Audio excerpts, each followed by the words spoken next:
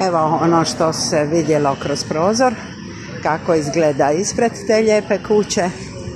Opet je taj čudesni dvorac točno ispred, točno pogled na njega. Taj apartman je zbilja ono u najužem centru. Krasna je slastičarna, kafić, kafe Bar Dora u samoj zgradi i vidjet ćete još bolje kako ta zgrada izgleda kad se ja malo od nje odmaknem. Evo za sad vidite kakav je ulaz. Stvarno,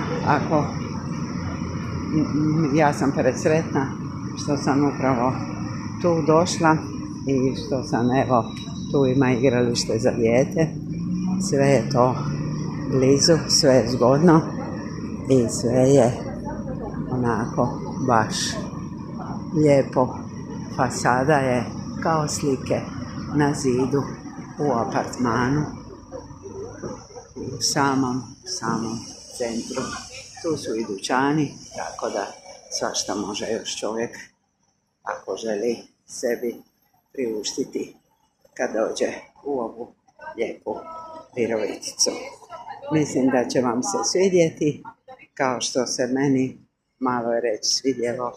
Ja sam oduševljena da bila sam već u Virovitici, ali nekako uvijek uvečer držala neko predavanje u knjižnici, pa nisam zapravo toliko doživjela grad, toliko doživjela ovaj najljepši trg, ovaj dvorac i kompletnu atmosferu najužega centra koji je zbilja divno održavan, koji ima cvijeće, stabla, a i vrijeme me izgleda dobro poslužilo. Evo i avioni lete, sve je krasno, nebo je plavo.